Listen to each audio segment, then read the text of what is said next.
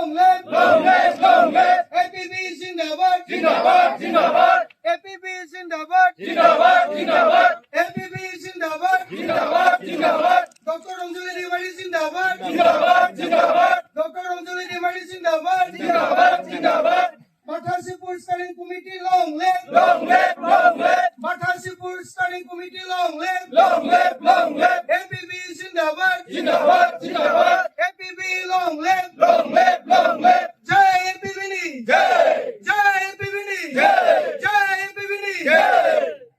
बयखौबो गोजोननाय थाबाय अननानै जिरायनो थाखाय हिसाबै थांनानै थानो मोनबाय बे गासैनि थाखाय नोंथांमोन साफ्रोमखौबो एनडिएफबिनि जानानै गोसो गोरबोजों साबायखर बावदों जाय व्यक्तिया दिनैसिम जोबथेसालियाव थानानै संग्राम खालामगासिनो दङ दावहा नांगासिनो दङ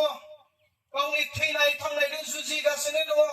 जायखौ एनडिएफबिनि गिबि एबा गायसनगिरि आफादगिरि होननानै मोनथियो डिआर नाब्ला रन्जन सार बिथांनिबो जानानै नोंथांमोननि बे बाथासि ओनसोलनि बा अनसुमै बे गुदि फरायसालिनि लांगोनानि सेराव खुंफुंनाय मेलाव बिथांनिबो जानानै नोंथांमोन साफ्रोमनिसिमबो आं गोजोननायखौ बावदों नोंथांमोना जिबायदि सेक्रिफाइस खालामबाय जिबायदि गावखौनो नागारसारबाय जिबायदि दुखु खस्थ जाबाय जों नोंथांमोनखौ माब्लाबाबो बावनो हाया आरो दिनै जोङो नोंथांमोननि गेजेराव फैदों आरो बेबायदिनो जाथिया गोमालांनो नागिरनायाव नोंथांमोना जोंजों लोगोसे गाबफाबोदों सहाय खालामबोदों दुखु खस्थ सैसोबोदों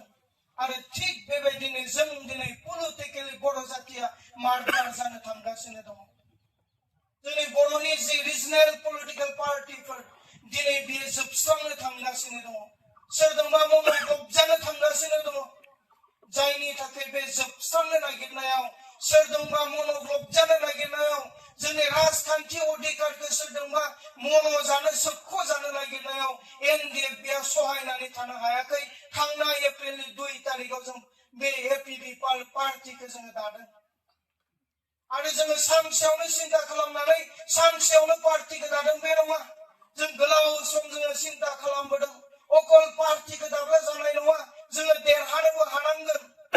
आरो देरहानोल' हाब्लाबो जाया सरकारबो जोङो दानो हानांगोन गासै स्ट्रेटेजि पलिसिफोरखौ जोङो बानायबोनानै गोलाव सम जोंनि बिटिसिआव जि 40टा समस्ति दङ गासै 40टा समस्तियाव जोङो बेरायनानै बा स्टाडि खालामनानै ग्राउन्ड रिपर्ट लानानै एप्रिलनि 2 तारिखआव जोङो बे पार्टिखौ जोङो दादों आरो बे पार्टिनि आफादगिरि हिसाबै जोङो रन्जन दैमारि सारनि असे बिनानाव